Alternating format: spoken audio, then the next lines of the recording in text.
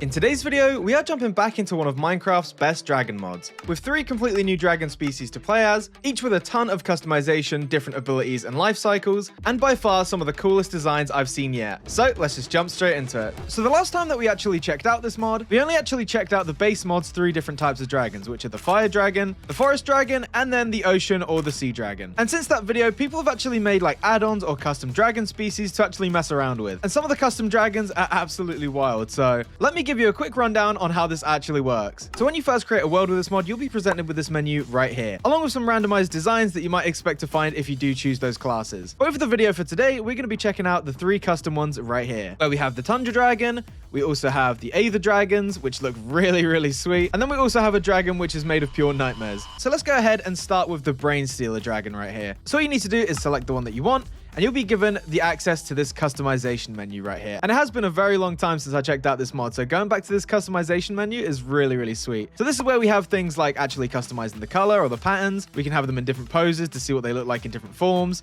And with the color gradient icon on the left there, we can actually change the dragon's color in each of the stages. And on top of that, you do get a bunch of choices for different extras, so like different color variations. For this one, we have it in like the tentacles right there at the front. We can even have it like skulk infected right here as well. And when you've actually spent time customizing your dragon, you go ahead and click confirm down here, and then you'll actually spawn in your world as a baby dragon. And so over the course of just naturally surviving and stuff, you will eventually grow up to the second phase, but eventually you will get up to the main adult stage right here. Look how sick this is. Oh, and there you go. The colors went back to default because I don't think I set them right. Just look at this absolute beast right here. Like in terms of like dragon designs, like this is so unique in comparison to the other ones. Like this really gives the vibe of like a cosmic horror. Like even like the details on the wings, like look at that. And you can't forget about the elephant in the room with those tentacles right there. But since we are playing as a dragon, you might have noticed that the UI does look a little bit different on the bottom right there, where we have our abilities. And since we are officially dragons at this point, of course we can fly. But the best way to toggle flight with any of these dragons is to actually press G, which is the normal keybind for it. Go ahead and press that, give it a jump,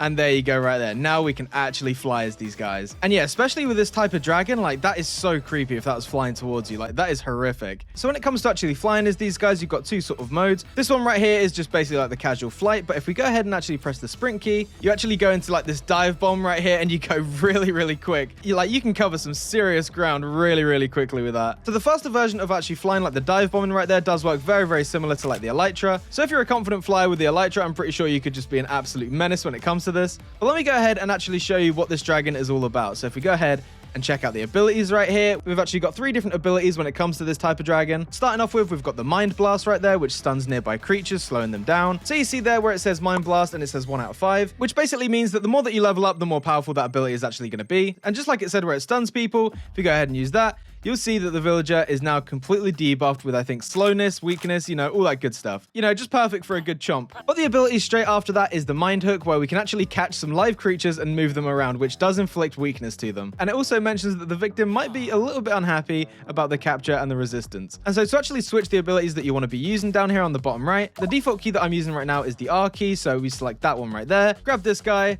and there we go right there. We've actually got him with us the whole time. So now we can basically just kidnap any villagers or any creatures that we want. But combining that with the last signature ability of this dragon, we have Mind Devouring right here, where we can actually do 20 damage to a creature that we've basically ensnared or, kidnapped. And this is the whole sort of life cycle when it comes to this dragon. You kind of have to just like eat their brains and, gain their knowledge and stuff like that. So it's very cosmic horror vibes. So if I go in survival right here, you'll see that our hunger bars are almost replaced by these like phantom membrane looking things, which can definitely help your hunger when you are this dragon. But realistically, the best thing to do is to go ahead and kidnap somebody and then hit him with one of these as well. And there you go. You've devoured villager's mind. Yum. But one of the really cool passive effects is that when you actually go near any sort of creature, you'll see that they are starting to sweat and they get really nervous because, just look at this thing. Like if this thing ran up to you, you're probably going to be a little bit nervous about it. So let's go ahead and grab this guy again and hit him with one of these attacks right here. There you go. You can see that we go up on our legs there and the tentacles go wild. And then, they're not coming back from that. And as far as this dragon type actually goes, it's probably one of the most difficult ones, considering that you can only really feed on like phantom membranes or pretty much any other sentient creature's brains. So it is a little bit more difficult than the regular dragon stuff. But I'm pretty sure we can all agree that this dragon type is definitely one of the coolest out there. So let me go ahead and actually show you guys the next one. So the next one to check out right here is actually the Aether dragon. And you can see that they are quick, nimble, and elegant creatures cutting through clouds and waves with their bodies. In terms of how this dragon actually looks like, it's very very different compared to a lot of the other ones. And so once again, we can go ahead and just randomize this, but I'm pretty sure we can all agree on the fact that the adult dragon on this looks absolutely insane. And again, this is all just completely customized, so you can actually customize like the whiskers. You've got like the Aether clouds, like ridges going up his back. Even the underbelly as well is like completely custom. Yeah, I can't lie. This one and like the first one are probably going to be like my two favorites with this. And once again, we are actually completely able to fly, where this one has like its own animation. Like, I don't know too much about Dragon Ball Z, but it definitely reminds me of the dragon from that as well. Like the way that it moves and everything. It's very, very fluid. And again, this would be pretty damn terrifying if you are actually fighting these guys. But let me show you guys some of the abilities right here. So we have the Typhoon as our first one, which is with your paws, you expel a miniature Typhoon that deals damage and explodes. We also have the Tailwind ability right here, which goes up to level 3, which as it says right there, your serpentine body attracts the warm winds, allowing you to fly faster, so we can basically control the weather with this thing. So the first one being Typhoon right here, we go ahead and hold that down. We've got like a little bar. And there you go. So we actually have our own projectile as well. But then on top of those, we also get some other crazy sort of passive abilities like levitation. We have claws and teeth. We have featherlight, which like it says right there, basically takes away any full damage that we might take. But one of my favorite abilities with this type of dragon is the weather dance right there, where we can actually dance and it causes rain clouds to form and gather together, which looks a little something like this. So we do like a little dance. And this one definitely has a longer charge up time, so definitely be cautious of that. And eventually, there you go right there. We can actually make it rain. Look at that. And unlike the first dragon that we checked out, these guys are not going to be too afraid of us. But whilst we have actually done the rain dance right there, we also get slow falling and infinite duration for the wings too. And so whilst we're in the abilities menu right here, you can actually switch these between different sort of like modes and stuff, depending on which one you want to be using. But if we come up here to the top, we can actually look at the species info. So we see right here that we can currently fly. Whilst you are going through the life cycle, you can see what stages you're at, as well as what food is the best for this dragon. So like right here, we've got like bone and chop, a classic combination of fish and raw meat. So pretty much your entire diet right there that you're going to be focusing on, as well as the debuffs that you will have with this dragon type. So we have like fear. Dragons are scary creatures. Animals will try and avoid them. Dragons are unable to wield or equip certain weapons, such as bows. And right here is the last one, where it is you're used to fresh air, wind, and the sky. You can't stay long in the deep. Upon descending into the depths, you start to panic and slowly suffocate. So yeah, each dragon will actually have different debuffs depending on what type they are. But for the most part, it's going to be extremely fun playing as these guys. And one thing that's really, really sweet about these Aether dragons is that there is a chance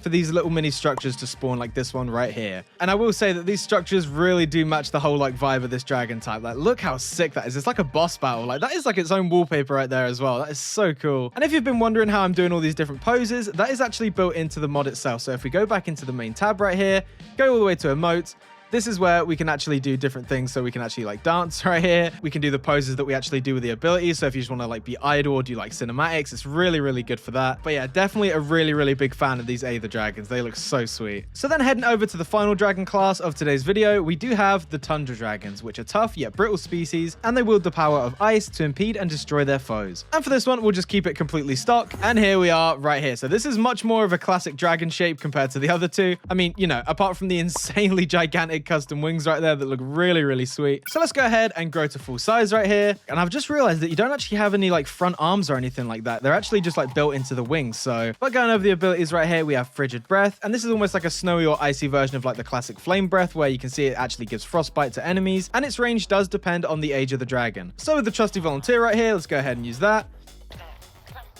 There you go right there. And I'm pretty sure that they will also be left with the snow particles right there as well with the frostbite. We also have abilities like the Icicle Spear, which is its own projectile. And as you can see, that too is going to give them like slowness and frostbite. This dragon even has its own UAV with the sharpened sensors, which if we go ahead and press that, it is actually going to allow any sort of entity nearby, like that rabbit right there, to glow, or that one, just so you can actually keep an eye on where everybody is. And then the last ability that we actually get right here is Shatter, which I think we have to use in combination with the first one. So if we go ahead and give this guy frostbite right here, and then we actually switch over and hit one of those.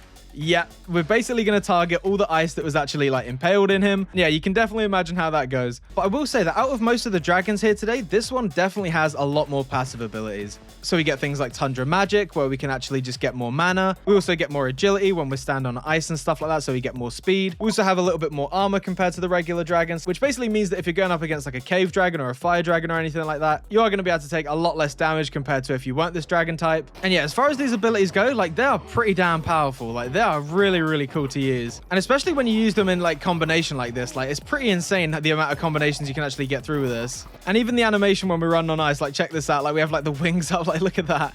That looks so good. So when it actually comes to the diet of this type of dragon, we of course love the chilled steak right there, as well as just eating some classic snow. You know, you definitely can't go wrong with that, along with some chilled mutton, some cooked stuff, and then it basically just goes into the regular stuff as well. And if you remember at the start when we were selecting this dragon type, it did say that we are pretty brittle when it comes to damage. So your icy body is vulnerable to breakage. You take increased fall damage from explosions flying into walls and being crushed by blocks. So yeah, one thing that's really cool about this is that you can't really become too overpowered. Like each dragon sort of has like their region that they're stronger in, and then you've also got ones where they're going to be extremely weak. And even though I showcased a couple of the custom dragons, there are quite a few more out there. So if you guys really enjoyed this video and you want me to check out more dragon stuff, do let me know in the comments down below, because they are really, really cool to check out. So if you enjoy playing Minecraft and this time you thought, actually, you know what, I kind of want to play as a dragon this time, definitely check out this mod. There's a hell of a lot of stuff that I didn't go over in this video, but there is so much when it comes to this mod. But I'll let you guys figure that out and have fun running into the hunters and stuff like that. But yeah, if you did enjoy this short video, be sure to leave a like, comment, subscribe, all that good stuff. And as always, I will see you guys in the next one.